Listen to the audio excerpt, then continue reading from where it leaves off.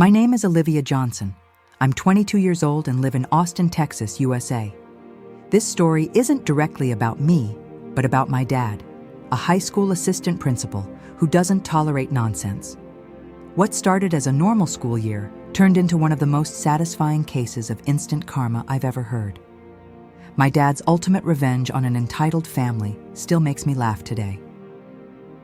My dad had just transferred to a new high school after years of working in a rough district. His old school was chaos, overcrowded halls, constant fights, and students who barely cared about learning. Every day, he'd come home exhausted, talking about suspensions, drug problems, and kids struggling to eat. When he got his new job, we all felt relieved. The new school was cleaner, safer, and surprisingly peaceful, until one family ruined that peace. In his first semester at the new school, there were only 2 real incidents. One involved an autistic student who had an episode, something my dad handled with patience and care. The other incident, though, came from pure entitlement. It started on a quiet morning with a bus driver just doing his job.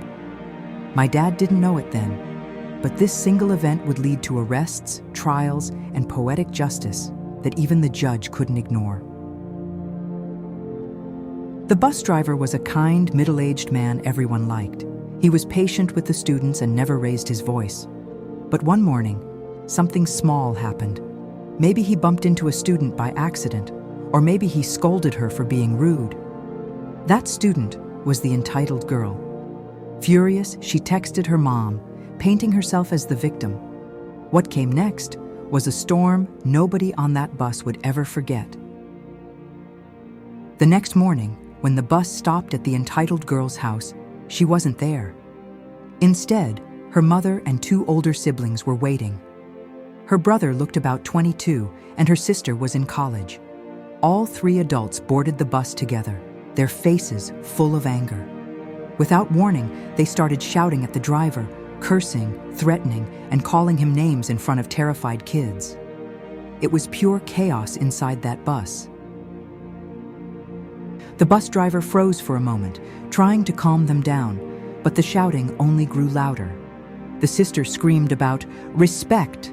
The brother threatened to teach him a lesson, and the mother insulted him nonstop.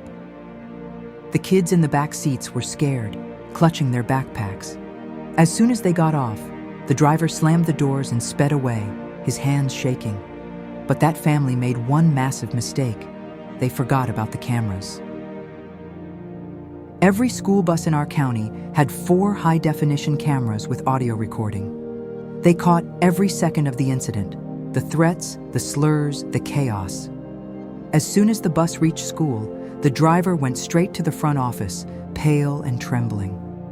When my dad saw the footage, he was furious. He immediately called the school resource officer and reported everything. That family had no idea who they had messed with. My dad and the school cop called the local police, and within hours, the entitled mother was arrested for harassment, intimidation, and trespassing. My dad's principal gave him full control of the case because he trusted his judgment. My dad believed in fairness, but if someone endangered students or staff, he didn't hesitate to act. What came next wasn't just discipline, it was justice, and a little bit of well-deserved revenge. While the police handled the legal side, my dad worked with the district. He made sure the bus driver got the rest he deserved, a full month of paid leave. Then, he had the entitled girl move to a different bus route so she couldn't bother the driver again. Finally, he banned the entire family, the mom, brother, and sister, from school property forever. It was petty maybe, but absolutely justified. But that was just the beginning.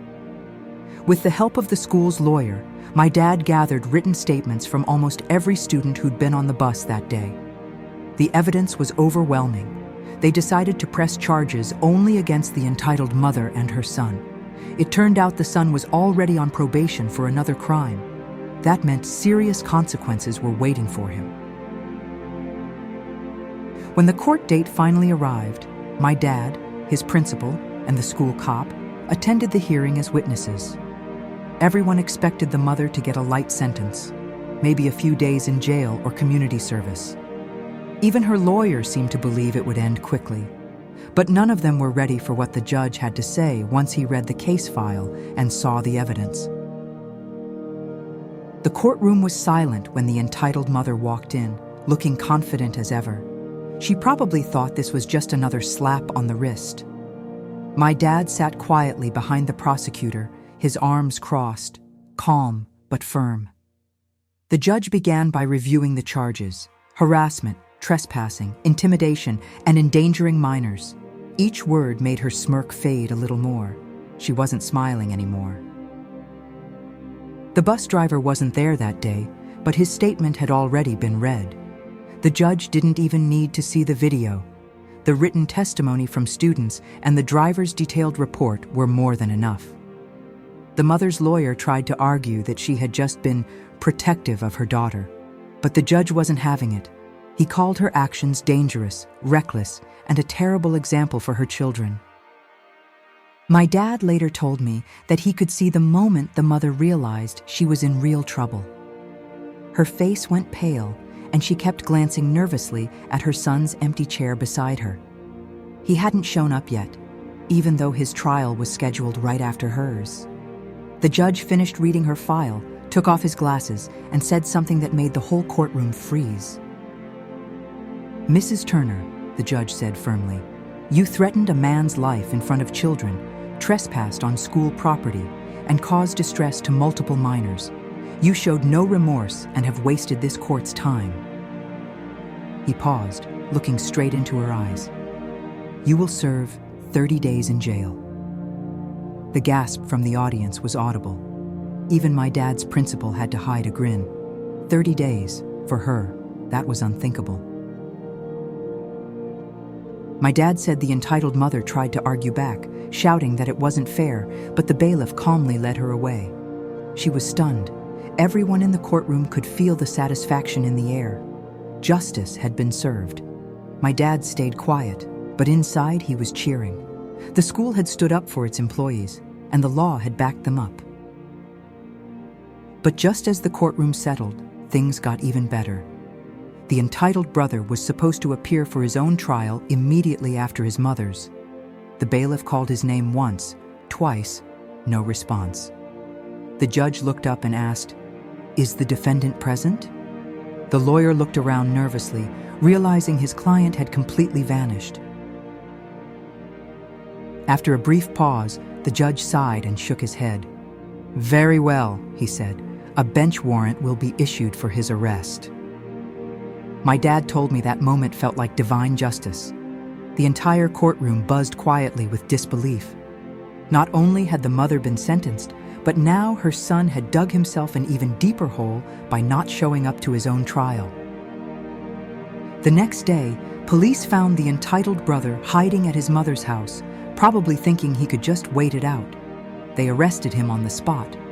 When he was brought before the judge, his probation officer stood right beside him, shaking his head. The judge wasted no time. Skipping his trial was bad enough, but violating probation was far worse.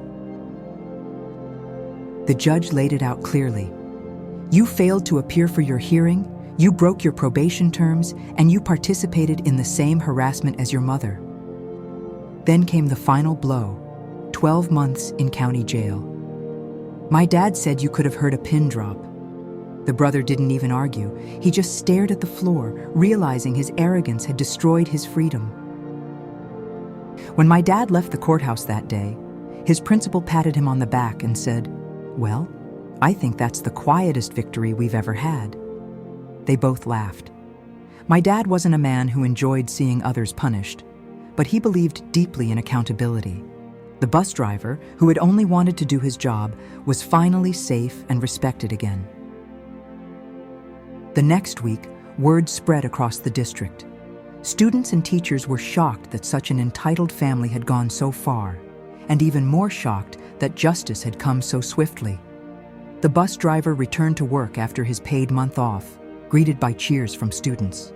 My dad didn't brag, but I could tell he was proud. He'd stood up for the right person and won. As for the entitled girl, she transferred schools shortly after the trial. No one missed her attitude, and no one wanted her drama. Life returned to normal at the school. My dad still tells this story every chance he gets, calling it one of the most satisfying moments of his career. For him, it wasn't about revenge. It was about protecting the good people who actually cared. And me? Every time my dad retells this story at family dinners, he laughs so hard he can barely finish it. I always picture the judge's face, the mom's shock, and the quiet pride in my dad's eyes. In a world full of unfairness, that day proved something simple. Sometimes karma doesn't wait. Sometimes it wears a suit, carries a clipboard, and works as an assistant principal. Months passed after the courtroom drama, but the story didn't fade. The entire school district heard about what happened, and for once, everyone agreed the punishment fit the crime. Teachers talked about it in the break room, parents mentioned it at meetings, and students quietly whispered how Mr. Johnson, the assistant principal, was the kind of man you didn't mess with. The bus driver became something of a quiet hero. Kids greeted him warmly every morning, some even thanking him for standing strong.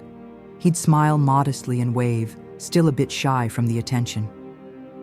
My dad made sure the driver got recognition during a staff meeting, where he stood up and said, "This man showed courage when it mattered most." The room erupted in applause. But what my dad admired most wasn't the applause, it was the silence that followed.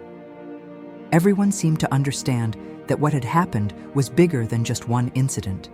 It was about respect, safety, and knowing that good people sometimes have to stand firm against bullies. My dad didn't seek revenge for himself. He fought back because it was right. Later that month, my dad was invited to a district leadership conference. He was asked to share the story as an example of handling community conflict with professionalism. He spoke calmly, explaining how he'd used the law, evidence, and patience instead of anger. The audience applauded. For once, people weren't praising punishment, they were praising restraint. At home, he told me he never wanted to see that kind of chaos again, but he was glad he'd done the right thing. "You can't fix people like that," he said, "but you can show them consequences." His words stuck with me. It wasn't about humiliation or payback. It was about showing that power doesn't come from anger. It comes from discipline, truth, and doing what's right. The entitled mother served her full 30 days. Rumor had it she tried to file a complaint afterward, but no one took her seriously anymore. Her son stayed in jail, and the daughter's new school kept a close eye on her. They'd burned every bridge in the district. People remembered how they had humiliated a kind bus driver, and how karma had answered immediately. Meanwhile, my dad's reputation grew. Teachers trusted him, parents respected him, and students actually liked him. He wasn't the type to yell or threaten, he just handled things quietly with authority. When trouble arose, people often joked, "Better not mess with Mr. Johnson, he'll make sure karma finds you." He always laughed, but never denied it. A year later, that same bus driver retired. My dad attended his farewell party, where the man gave a small speech. He thanked the school for standing up for him, his voice trembling with emotion. "I was just doing my job," he said, "but you all made me feel like I mattered." My dad smiled and replied, "You did, and you always will." Everyone clapped again. After the party, my dad came home late, still wearing his name badge. He sat down, took off his glasses, and said, "It feels good when justice works the way it should." I could see the pride in his eyes, not arrogance, but peace. He'd restored trust in his school, protected an innocent man, and proved that even one person can make a difference when they refuse to stay silent. Looking back now, I realize why my dad's story means so much. It's not just about an entitled family getting what they deserved. It's about courage, the courage to take action when others might stay quiet. It's about kindness, standing up to cruelty, and truth defeating arrogance. My dad didn't seek revenge. he sought justice. And in doing so, he became my hero. Every time he tells that story at family gatherings, the room fills with laughter and pride. My cousins cheer at the part where the judge gave the mother 30 days, and my uncle always says, "That's what real leadership looks like." My dad just shakes his head humbly. "I only did my job," he says, but we all know it was more than that. So that's the story of my dad's ultimate revenge, though to him, it wasn't revenge at all. It was fairness, discipline, and courage wrapped into one incredible moment. To this day, every time I pass a yellow school bus, I think of that driver, those frightened kids, and my dad standing tall in that courthouse. Justice had spoken, and it spoke loud and clear.